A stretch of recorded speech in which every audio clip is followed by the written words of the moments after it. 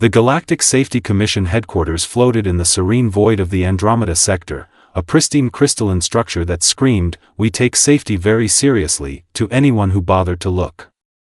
Inside conference room Theta 7, Commissioner Zyxtal of the Rigelian Collective sat at the head of an obsidian table that was probably worth more than several minor planets, reviewing the latest batch of planetary danger classifications with all the enthusiasm of someone auditing tax returns for a living. Zyxtal's 4 eye stalks drooped slightly as he shuffled through the holographic data pads floating before him.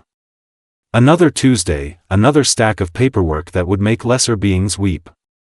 Class 3 upgrade for Vespera 9 due to volcanic activity. Approved. Class 7 downgrade for Kelmar after they finally eliminated those carnivorous clouds. Denied, because knowing those idiots, the clouds would be back by next quarter. Around the table sat the usual collection of bureaucratic life forms, each representing their respective sectors and each looking equally thrilled to be there. There was Counselor Threen, a gelatinous blob from the Zeta Quadrant who communicated through color changes and had the personality of wet cardboard. Beside her floated Administrator Plex, whose species resembled a collection of angry geometric shapes held together by what Zyxtal assumed was spite and cosmic radiation.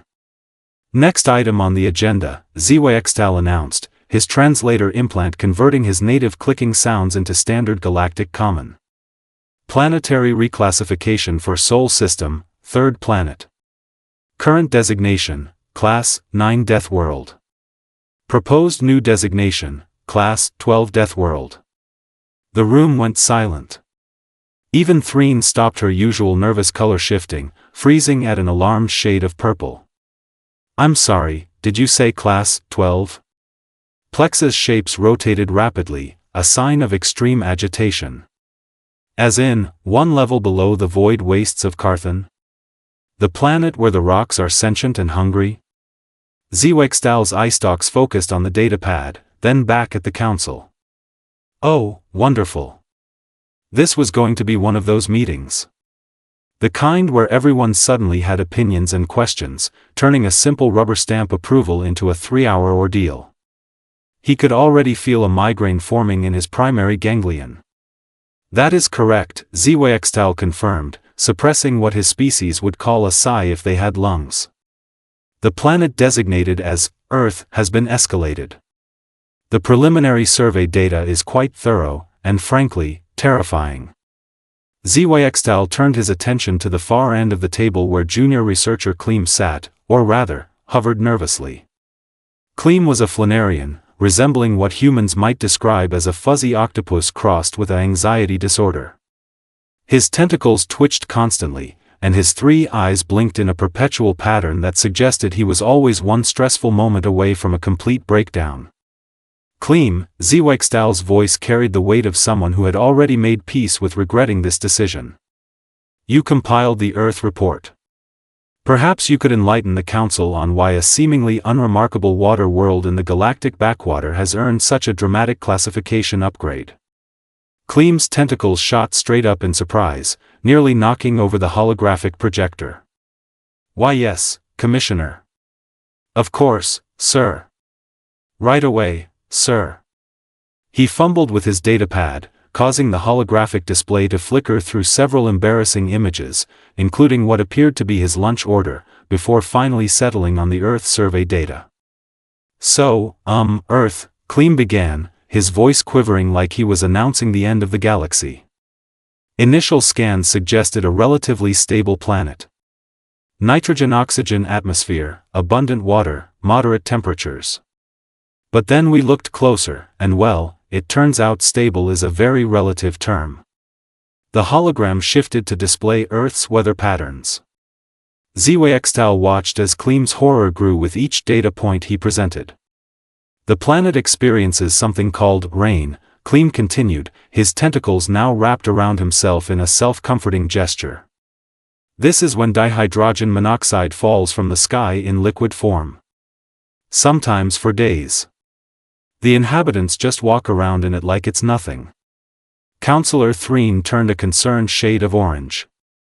They don't dissolve? No, ma'am. They actually seem to enjoy it. Some of them deliberately stand under artificial rain in enclosed chambers. They call it showering. Daily. Clem's voice cracked slightly. But it gets worse. Sometimes the water freezes into crystalline structures and falls as snow. The temperature drops below the freezing point of water, and the inhabitants engage in recreational activities. They slide down mountains on planks. For fun. Zewextal felt that migraine intensifying. Of course they did. And then there's wind. Clem pulled up footage of a hurricane. Moving air at velocities that would shred most species. Category 5 hurricanes with winds exceeding 200 kilometers per hour. The inhabitants have categorized them. They have a rating system. As if measuring your imminent death makes it better. Administrator Plex's geometric shapes were now vibrating with disbelief. Please tell me the sentient inhabitants live underground or in protective domes. They live in wooden structures, Clem whispered, as if saying it too loudly might somehow make it more real. Some of them in mobile homes, which are exactly what they sound like. Houses with wheels. Zewextal pinched the bridge between his eye stalks. This was going to be a very long meeting. Moving on to the food, Clem tapped his datapad with a trembling tentacle. The inhabitants deliberately consume a chemical compound called capsaicin. It triggers pain receptors. Actual pain. And they've developed a competitive culture around eating increasingly potent concentrations of it. They have something called the Carolina Reaper, which measures over 2 million on their Scoville scale of suffering. Why? Threen had turned a deeply confused shade of gray. Why would any species do this? Clem looked at his notes, then back at the council. According to our cultural analysis, and I quote, because it's awesome. The conference room doors hissed open with theatrical timing that would have been impressive if it weren't so terrifying to everyone present. Captain Jennifer Rodriguez of the United Earth Diplomatic Corps strode in with the confidence of someone who had absolutely no idea she was being treated like a walking apocalypse. Jennifer was, by human standards, utterly average. 5'6", dark hair pulled back in a practical ponytail, wearing a standard-issue diplomatic uniform that she'd already loosened at the collar because the Commission kept their headquarters at what she considered unnecessarily frigid temperatures. To the assembled alien council, however, she might as well have been a mythical predator stepping straight out of their worst nightmares. Clem's tentacles immediately wrapped around his chair in a death grip. Threen cycled through approximately 15 colors in 3 seconds, finally settling on a nauseous green. Administrator Plex's shapes compressed into the smallest configuration physically possible, which made him look like a very frightened Rubik's Cube. "Good morning, everyone," Jennifer said cheerfully, flashing a smile that revealed her terrifyingly flat omnivore teeth. "Sorry I'm a bit late. The docking procedures here are no joke. Very thorough. I appreciate the attention to safety." Zewextal's eye stalks retracted slightly. She was apologizing. The apex predator from a Class 12 Deathworld was apologizing for being late. He gestured weakly toward an empty chair. "Please, Captain Rodriguez. Sit." Jennifer pulled out the chair and sat down with practiced ease, completely missing how everyone flinched at the casual display of her planet's gravity-enhanced musculature. "Thanks. Wow, is it cold in here, or is it just me? You guys must have amazing temperature regulation." "We maintain standard galactic comfort levels," Plex managed to squeak out from his compressed form. 22 degrees Celsius. "Oh, that's like 72 Fahrenheit, Jennifer did the mental math quickly. "Yeah, that's a bit chilly. I just finished my morning jog before the shuttle, so I'm probably still cooling down." Dead silence. "Your morning jog," Zewextal repeated slowly, as if confirming he'd heard correctly through his translator. "Yeah, just a quick 10K around the station's perimeter docks. Helps me think, you know. Plus, I've been sitting in that shuttle for 6 hours. Needed to stretch my legs." She rotated her shoulders, and the motion made 3 council members simultaneously inch their chairs backward. "Anyway, what can I do for you folks?" Jennifer reached into her bag, and the entire room tensed. She pulled out a thermos and a small container. "Oh, before we start, would anyone like some coffee? I brought snacks too. Chocolate-covered almonds. I'm obsessed with these things." Clem consulted his datapad with shaking tentacles. Coffee is a stimulant derived from roasted seeds containing a compound toxic to most carbon-based life forms. Caffeine. Lethal dose for Flanarians is approximately 1/10 of a standard human serving. And chocolate, Threen added in a wavering tone, having turned an alarmed shade of yellow, contains theobromine, which is categorized as a poison in the Galactic Registry of Hazardous Substances. Jennifer blinked, looking at her snacks with newfound concern. "Oh. Wow. I had no idea. I mean, chocolate's bad for dogs too, but I didn't realize it was a universal thing." She screwed the cap back on her thermos. "Sorry, I was just trying to be friendly." "Friendly," Administrator Plex repeated, his shapes slowly rotating with what might have been hysteria. "The Deathworld predator brought poison to a diplomatic meeting as a gesture of friendship." "Well, when you put it that way, it sounds bad," Jennifer said, genuinely apologetic. "Look, I'm getting the feeling there's been some kind of misunderstanding here. Your message said something about Earth's planetary classification. I assumed it was a routine review." Zweigstal's eye stalks focused on her with what Jennifer was beginning to recognize as the alien equivalent of a 1,000-yard stare. "Captain Rodriguez, your planet has been upgraded to Class 12 Deathworld status. You are 1 classification level below planets where the geography actively attempts to kill visitors." Jennifer's eyebrows shot up. "Class 12? Really? Have you guys been to Australia?" Zweigstal gestured to Clem with 2 of his eye stalks, the universal signal for, "Please continue this nightmare presentation." Clem's tentacles trembled as he pulled up the full Earth assessment report, the holographic display now dominating the center of the table with charts, graphs, and images that looked like they'd been pulled from a horror documentary. "Let's begin with the basics," Clem said, his voice gaining a slight edge of hysteria. Earth's gravitational force is 9.8 meters per second squared. That's nearly double the galactic standard. Most species would experience severe musculoskeletal stress within hours. Humans? They're born in it. Molded by it. Their entire skeletal and muscular systems are built to withstand constant crushing force. Jennifer raised her hand slightly. "I mean, we do get back pain a lot. Does that count for anything?" "No," Clem said flatly, moving to the next slide.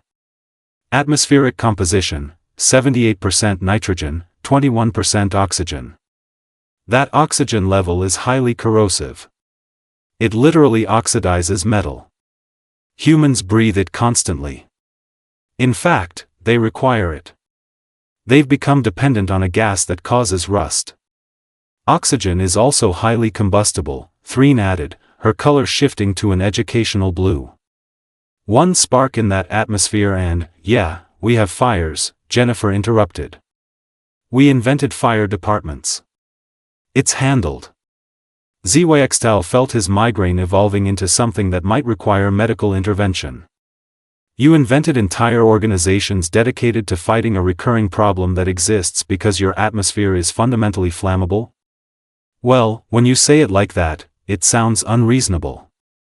Clem pushed forward, clearly determined to get through his presentation before he had a complete breakdown. Temperature ranges. Earth experiences seasonal variations from -40 degrees Celsius to over 50 degrees Celsius in some regions. That's a 90-degree swing. Humans live in both extremes. Some do it voluntarily. We have jackets, Jennifer offered helpfully. And air conditioning. Technology is amazing. Moving on to natural disasters, Clem's tentacles were now tied in knots.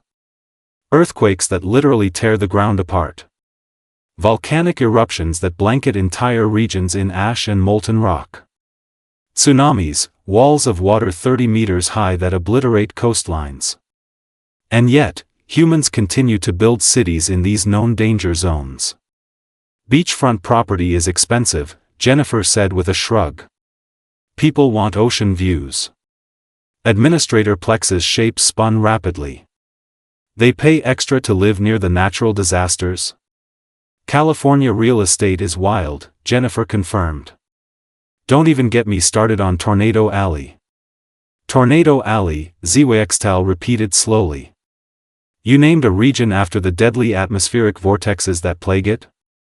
We have storm chasers who drive toward the tornadoes on purpose, Jennifer added. They film them. It's a whole thing. Very popular on streaming services. Clem made a sound that his species typically reserved for existential despair. Then there's the wildlife.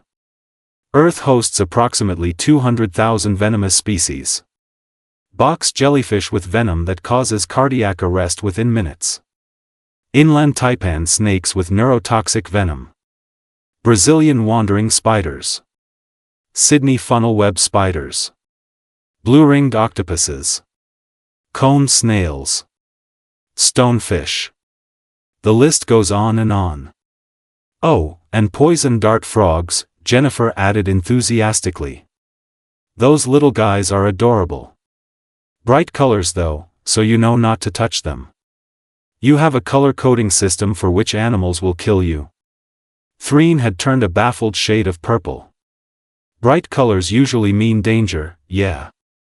Red, yellow, orange. Though there are exceptions. It's not foolproof.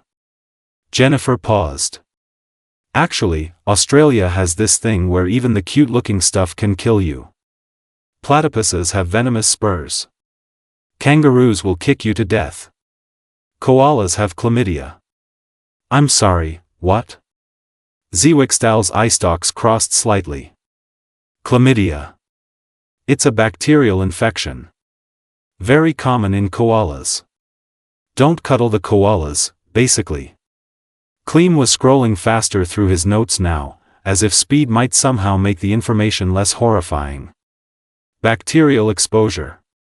Humans coexist with trillions of microorganisms. Their bodies are colonized by bacteria that would cause septic shock in most species. They call it a microbiome and consider it healthy. We're basically walking ecosystems, Jennifer said proudly. My gut bacteria helps me digest food. It's a symbiotic relationship. That's parasitism, Plex corrected. Symbiosis, Jennifer insisted. We get along great. I feed them fiber. They don't give me irritable bowel syndrome. Everybody wins. Zwextal held up a manipulator appendage. Let me understand this correctly. You intentionally consume materials to feed the alien organisms living inside your digestive tract? Yogurt commercials are very convincing, Jennifer deadpanned. Clem pulled up a new slide, and his voice dropped to a horrified whisper. And finally, human recreational activities. Skydiving, where they jump from aircraft at high altitude and free fall, trusting their lives to a fabric parachute. Scuba diving, where they submerge themselves in oceans filled with the previously mentioned venomous creatures. Rock climbing, mountain climbing, ice climbing. Apparently, if it's tall and dangerous, humans want to climb it. Mount Everest has a death zone, Jennifer explained casually. Above 8,000 meters. Not enough oxygen. Bodies don't decompose up there because of the cold, so they become landmarks. We use frozen corpses as trail markers. The room went silent except for the faint humming of the station's life support systems. You use your dead as navigation aids, Zwextal said, his voice completely devoid of emotion. Look, Everest is really hard, okay? People know the risks. Counselor Threen had been quiet for the past few minutes, cycling through colors like a malfunctioning mood ring. Finally, she settled on an inquisitive shade of teal and spoke up. Captain Rodriguez, I've been reviewing the cultural data, and I have to ask, do humans actually seek out danger intentionally? For pleasure? Jennifer's face lit up. Oh yeah, absolutely. We have entire industries built around it. Clem pulled up a news section of his report, looking like he wished he could pull up a resignation letter instead. Horror entertainment.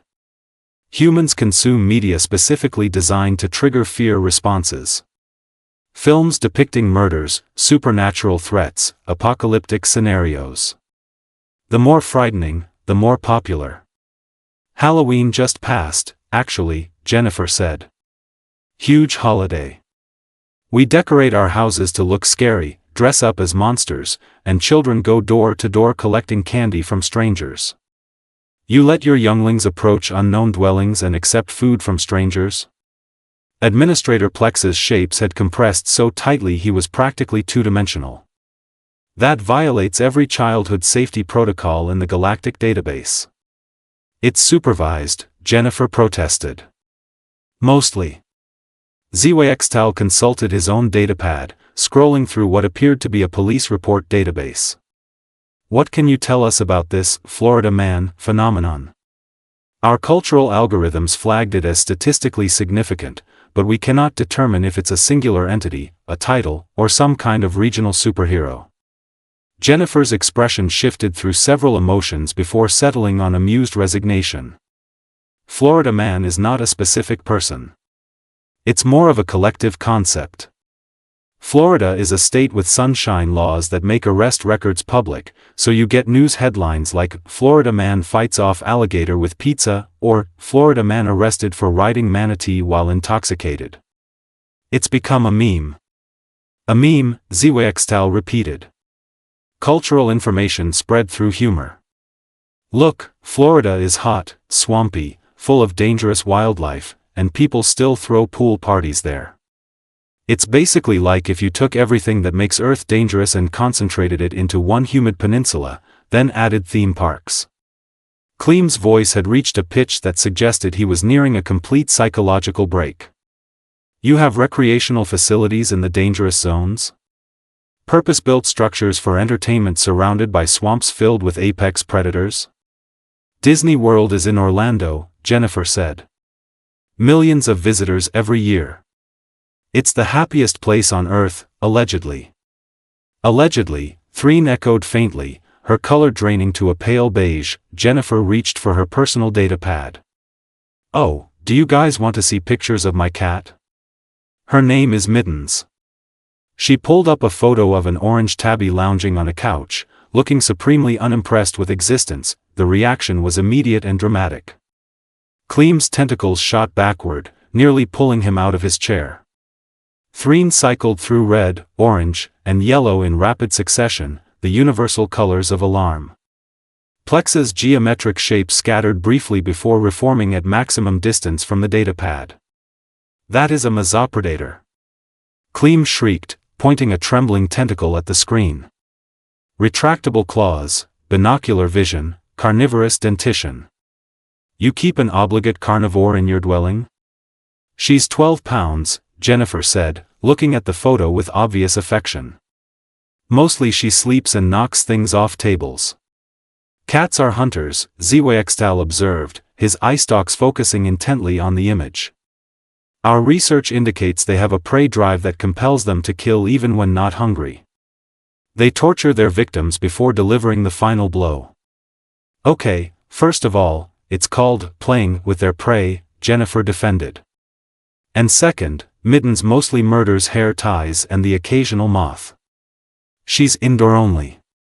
You imprisoned an apex predator in your home, Plex stated. For companionship.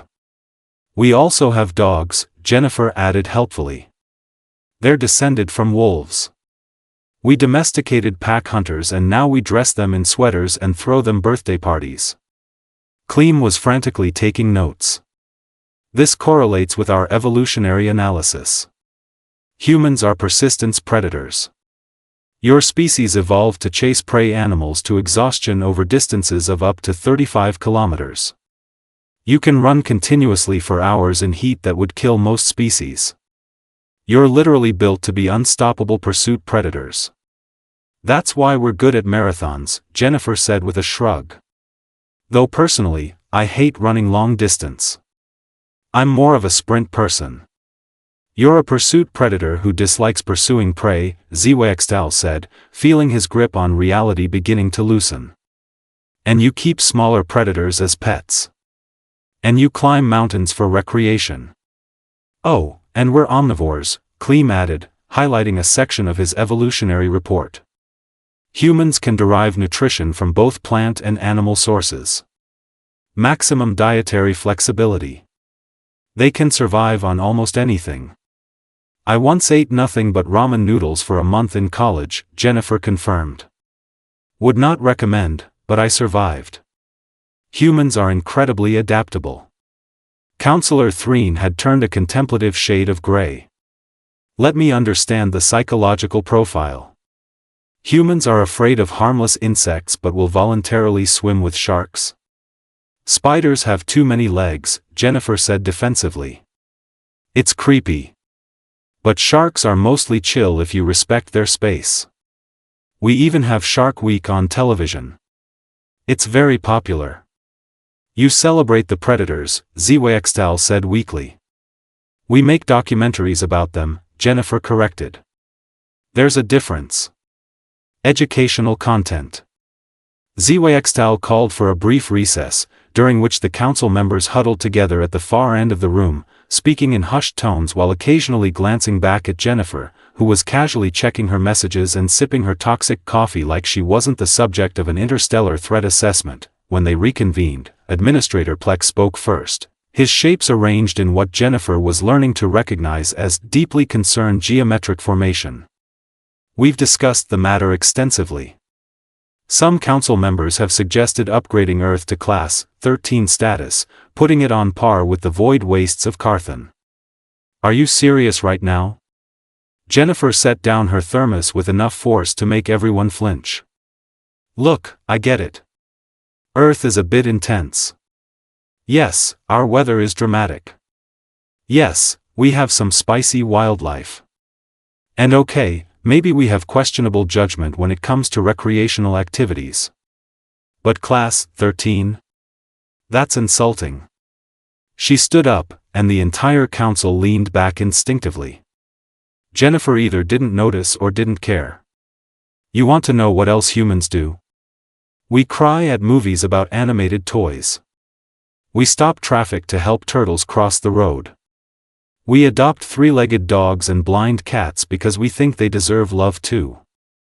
We have people who dedicate their entire lives to protecting endangered species, some of which, yes, could absolutely kill them. We have wildlife rehabilitation centers where we nurse injured animals back to health and then release them. We have humans who swim into dangerous waters to rescue strangers. We run into burning buildings to save people we've never met. We're the species that looked at wolves, literal apex predators, and said, I'm going to befriend you and you're going to love me, and somehow it worked. Threen had shifted to a thoughtful purple. She makes a valid point. The cultural data shows extensive evidence of what they call compassion and empathy. Humans form emotional bonds with other species at an unprecedented rate. They even form bonds with inanimate objects, Clem added, consulting his notes. They name their vehicles. They apologize to furniture when they bump into it. They feel guilty about throwing away stuffed toys. Jennifer pointed at Clem. Exactly. We're not monsters. We're just really good at surviving, and maybe we have a weird relationship with danger, but that doesn't make us evil. It makes us human. HFY raised a manipulator appendage for silence. His eye stalks focused on Jennifer with something that might have been respect, or possibly just exhaustion. Captain Rodriguez, after careful consideration, the Council has decided to maintain Earth's Class 12 designation. However, we will be adding a special notation to your planet's file. He gestured to Clem, who pulled up the updated classification. Jennifer leaned forward to read it. Earth, Class 12 Deathworld.